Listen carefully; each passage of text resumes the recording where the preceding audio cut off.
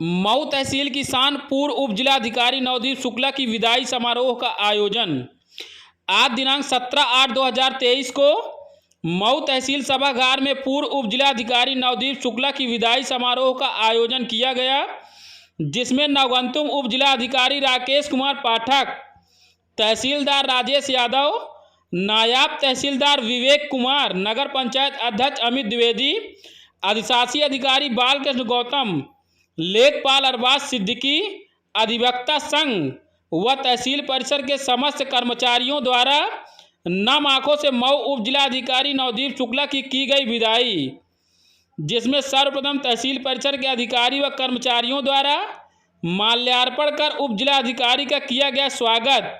उसके उपरांत तहसील परिसर के अधिकारी व कर्मचारियों द्वारा पूर्व उप जिलाधिकारी नवदीप शुक्ला के तहसील परिसर में 3 साल के कार्यकाल का अवलोकन करते हुए नम आंखों से की गई विदाई।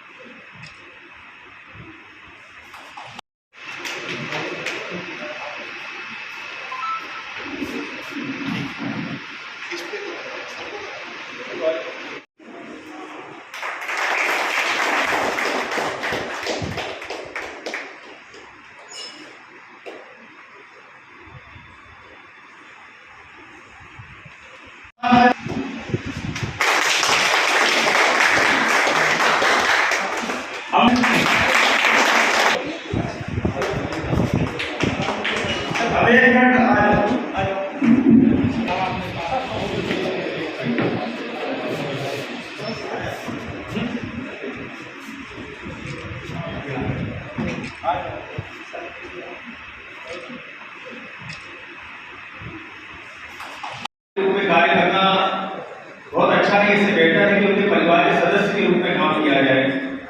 सभी की बातों को अच्छे ढंग से सुना जाता था और पूरा प्रयास रहता था कि उसका समाधान किया जाए।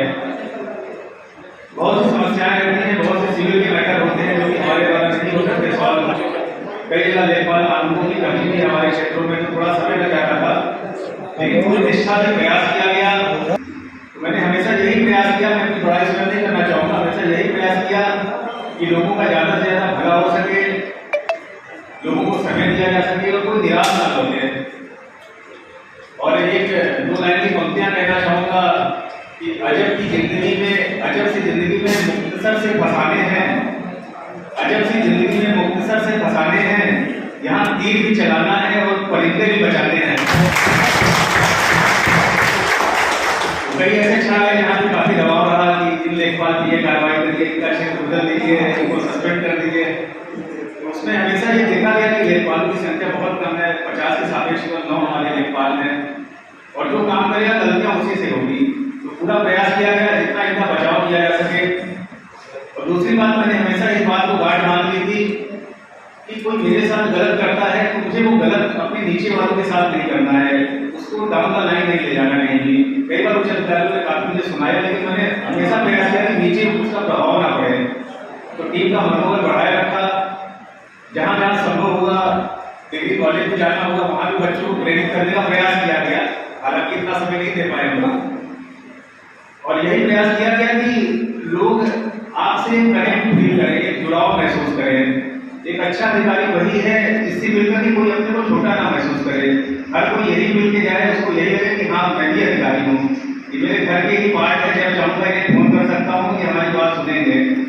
तो इस सेवा का यही मऊ में एक अचीवमेंट रहा कि लोगों ने बहुत से फ़ोन किए, किसी भी नंबर से कॉल आए, नॉन नंबर से प्रयास किया गया कि 24 घंटे रिसीव किया जाए, समस्याओं का समाधान का प्रयास किया जाए।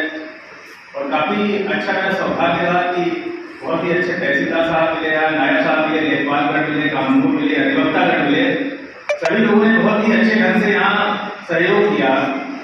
जब मैं यहाँ नया आया था तो जेपी पांडे जी थे वहाँ, जब मेरा ट्रांसफर हुआ था उन्होंने बताया कि आप मऊ जा रहे हैं, वहाँ हर जगह जो है आप जाएंगे, बस तोता राम जी है वो छाए रहते हैं, वो आपकी पूरी मदद करेंगे। तो आप मेरे पेशकार में रहे, स्टेटों के रूप में भी रहे, तो पहली जो की पोस्टिंग थी वहाँ बहुत बड़ी मदद की हर चीज़ में। पहले ही फाइलों में बता देते थे कि ये होने लायक नहीं है, इसको मत करिएगा, इसमें कि आपको आगे कमिश्नर तक जाना है, आगे प्रमोशन होने हैं आपके। तो एक अभिभावक के तौर पर, संरक्षक के तौर पर आपने जो है मेरी मदद की हर चीज़ में, उनके लिए आपका आभार रहेगा। भगवान से कामना है कि आप जल्द से जल्द स्वस्थ हो जाए और रेगुलर आए कार्यालय भी। और टस्को के साथ एक लगाव रहा हमेशा। पहले प्रोजेक्ट बीच में बात चली थी कि मालिक को जाने वाला था, तो उसमें हम लोगों ने बहुत प्रयास किया कि हमारी मऊ की जनता लाभान्वित हो। यहाँ भी बरगढ़ क्षेत्र में काफ़ी पिछड़ापन है और कोई अच्छी चीज़ आएगी, जैसे कि यहाँ 6,000 करोड़ का प्रोजेक्ट अनुमानित है, तो क्षेत्र के लोगों में ही वो पैसा जाएगा।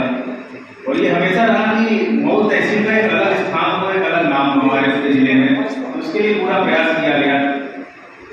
और कहीं ना कहीं ये सौभाग्य भी था, या हल्का दुर्भाग्य भी था कि मुझे मऊ तहसील में ही केवल काम करने का मौका मिला जिले के कार्यकाल में। एक दो बार मौके आए कि सदन के लिए बुलाया गया, तो उसमें भी मैंने बिना कुछ सोचे समझे यही कह दिया कि जब तक रहूँ मऊ में ही रहूँ, जिले से ही ट्रांसफर हो गया सीधे जो है। तो कहते नहीं आप लोगों का लगाव था, और भगवान राम की तपोभूमि है, कामतानाथ जी का आशीर्वाद है, कुछ कह नहीं सकते, क्या पता आगे भविष्य में किसी अगले प्रमोशन के पद पे यहाँ आने का पुनः मौका मिले, तो मऊ का विशेष महत्व है। और अंत में यही कहूँगा, जब मेरा यहाँ ट्रांसफर हुआ था चित्रकूट में, से पहले कभी आया भी नहीं था, और शामली में मेरी ट्रेनिंग हुई थी, चित्रकूट आया था, तो जैसे ही ट्रांसफर हुआ तो लोगों ने बस यही 2 लाइनें बताई कि चित्रकूट में रवि है रहीमन अहमद नरेश, जहाँ पर विद्या पढ़त है था अवध यही देश। भगवान राम से विपत्ति आएगी तो यहाँ रहे, और जब तक रहे सुरक्षित रहे। मुझे सौभाग्य रहा कि जितना भी मेरा कार्यकाल रहा, किसी प्रकार की समस्या नहीं आई, भगवान राम की तपोभूमि रही, और तब का ही प्रभाव रहा कि किसी प्रकार की कोई समस्या नहीं आई। कोई भी दिक्कतें हल्की फुल्की हमेशा आती रहती है, और लेकिन हर चीज़ का समाधान होता गया, चाहे क्षेत्र की जनता हो, या यहाँ के माननीय विधायक जी हों, सांसद जी हों, अध्यक्ष जी हों, हमारे लेखपालगढ़ हों, अन्य कर्मचारी हों, सबने सहयोग किया हर एक चीज़ में। कभी लगा ही नहीं कि हम लोग परिवार से दूर हैं, एक परिवार की तरह काम किया सभी ने, और आज भी ऐसा ही लगता है कि परिवार के बीच में बैठे हुए हैं, और हमेशा यह रिश्ता जो है बना रहेगा। तो अंत में यही कहूँगा, वह पद क्या पति कुशलता क्या, वह पद क्या पति कुशलता क्या, जिस पद पर बिखरे सूल ना हो, नाविक की धैर्य कुशलता क्या, जो धाराएं प्रतिकूल ना हो। मऊ थोड़ा सा डिफिकल्ट भी परसेप्शन है कि अन्य चार ऐसे हैं, हम मऊ थोड़ा डिफिकल्ट मानी जाती है। जिले में कभी भी बात आती थी मऊ की, तो चाहे वो डीएम सर रहे हों, एसपी मैडम रही हो, पूर्णकालीन अधिकारी रहे, तो एक अलग से कहीं ना कहीं एंजाइटी हो, या विशेष रूप से सतर्क रहते थे मऊ को लेकर। एक तो दूर से तहसील है सबसे ज़्यादा, और कहीं ना कहीं कुछ ऐसी छवि बन जाती है मन में। लेकिन मुझे कभी ऐसा लगा ही नहीं कि मैं किसी ऐसी डिफिकल्ट जगह आया या यहाँ कोई समस्या है कार्य करने में। सभी लोगों ने बहुत सहयोग किया, एक अच्छा कार्यकाल किया मेरी समझ में, चाहे हमारे अधिवक्तागढ़ रहे हो, कर्मचारीगढ़ रहे हो, जनता रही हो, सबने पूरा सहयोग किया। आप सभी का बहुत ज़्यादा धन्यवाद। और हमेशा जो यहाँ की स्मृतियाँ हैं हमेशा तरोताजा रहेगी। रायबरेली मेरा ट्रांसफर हुआ है, बहुत दूर नहीं है, आप कभी लखनऊ जाए तो रास्ते नहीं पड़ेगा। तो आप सभी लोगों से यही निवेदन है, कभी जाए तो उधर मिलते हुए जाइएगा। और भगवान से भी मेरी यही निवेदन है, कामना प्रार्थना है कि भविष्य में यहाँ पुनः कार्य करने का अवसर मिले चित्रकूट में। इन्हीं शब्दों के साथ हमारे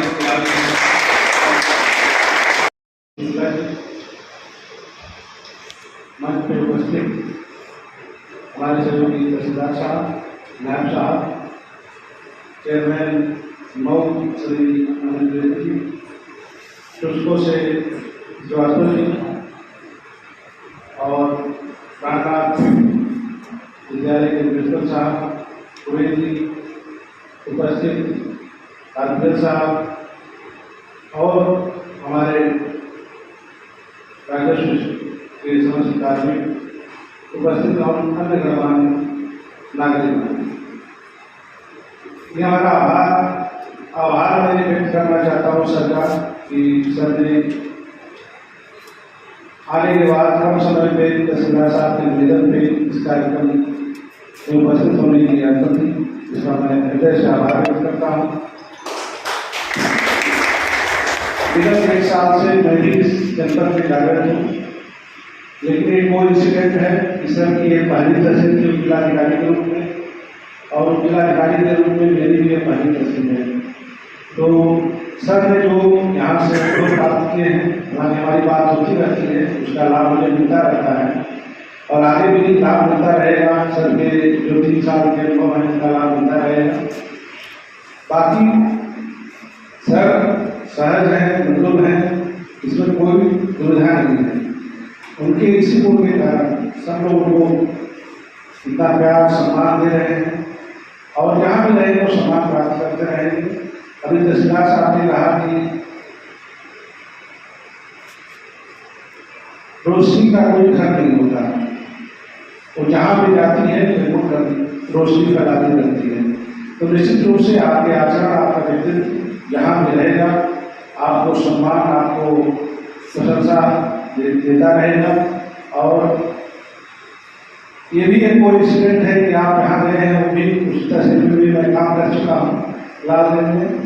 तो बहुत सारे कोइंसिडेंट हमारे साथ हो रहे हैं। तो पूरा एक बार सर का ढेर सारा स्वागत, अभिनंदन, वंदन और आभार इस बात का सर ने यहाँ उपस्थिति देकर हम लोगों को सम्मानित किया। बहुत बहुत धन्यवाद।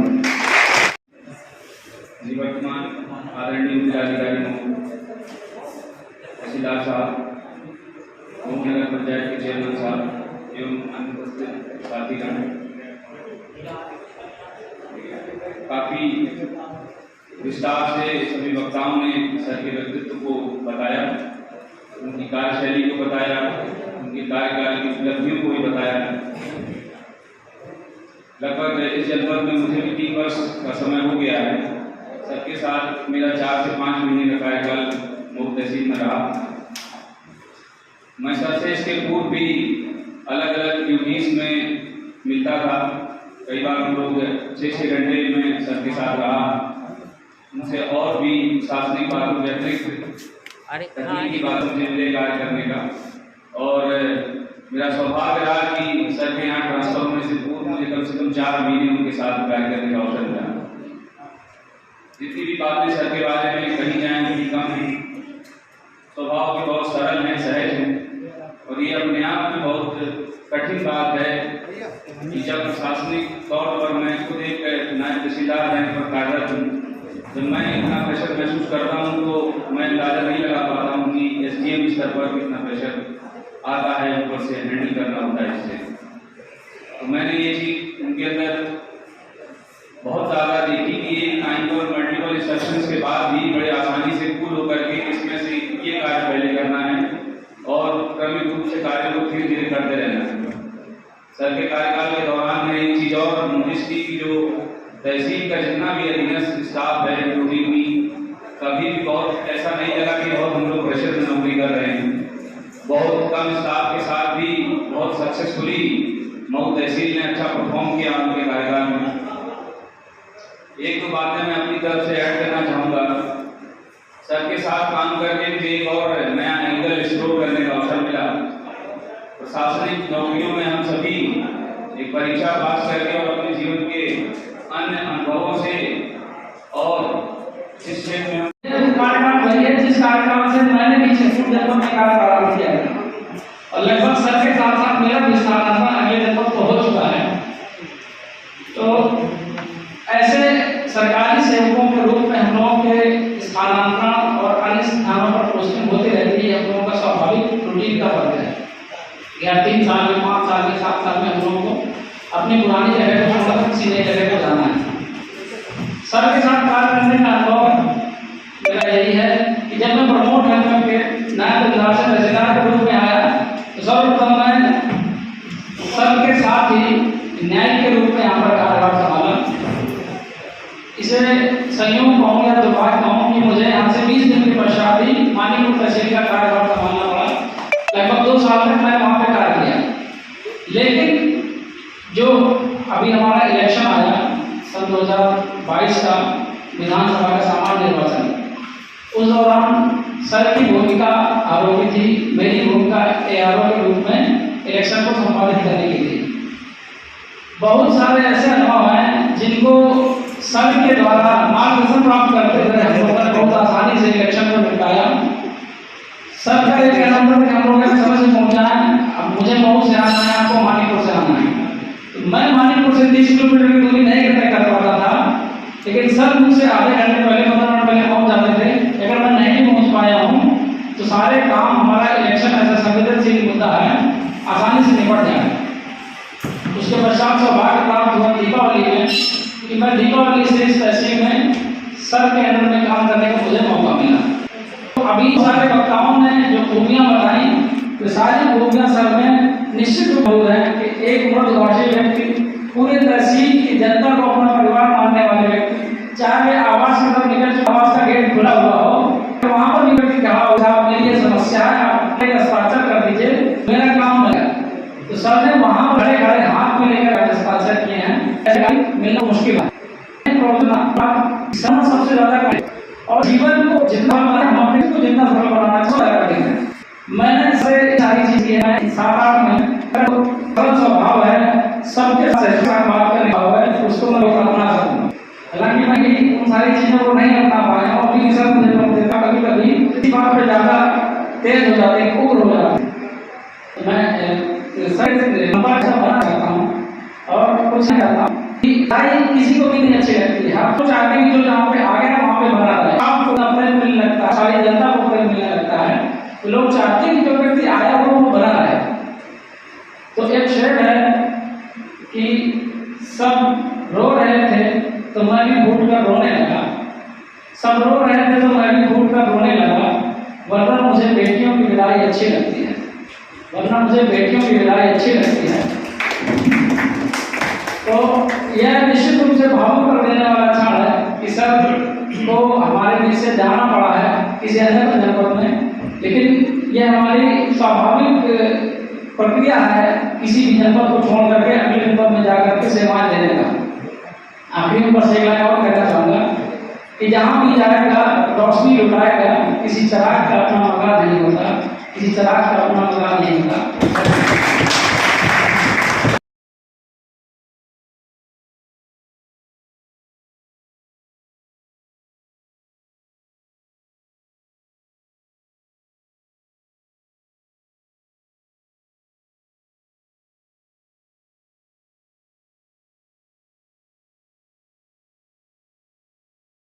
अधिकारीगण एवं समशिष्टा गुरुजन सबको प्रणाम करते हुए सारी बातों को हमारे गुरुजी ने बता ही दिया और जो हमारे उपजिलाधिकारी महोदय रहे हैं यहाँ पे, तो ज्यादा कुछ कहना नहीं इनके विषय में। पूरा क्षेत्र, पूरा नगर पंचायत और पूरा आम जनमानस जानता है इस चीज को कि इन्होंने कभी अधिकारी के रूप में काम नहीं किया, परिवार के रूप में काम किया। इन्होंने मुझसे कभी कभी इनसे बात में काटाघाटी हो जाती थी, फिर 2 दिन बाद फिर वही प्यार बड़े भाई का छोटे भाई का समझा बुझा के पूरा फिर मिला लेते थे। तो ऐसा इनका प्यार रहा, क्योंकि हमारा नगर पंचायत, हमारा क्षेत्र बहुत विवादित क्षेत्र रहा है और कई ऐसे वो आए, समस्याएं आई, इन्होंने दोनों पक्षों को बुलाकर किया, ठीक है तुम्हारा भी काम हो जाएगा, तुम्हारा भी काम हो जाएगा, लेकिन किसी का नुकसान इन्होंने नहीं किया। यही प्यार जनता देखना चाह रही थी कि इन्होंने एक अधिकारी के रूप में नहीं काम किया, एक परिवार के रूप में काम किया। और ऐसा समय था कि जब नगर पंचायत नहीं हुआ था तो इनका विशेष करके आशीर्वाद जो है मेरे ऊपर रहा है और आज इन्हीं की देन है कि जो मैं यहाँ से चेयरमैन बन के बैठा हूँ। तो मैं इनको प्रणाम करता हूँ और इस चीज का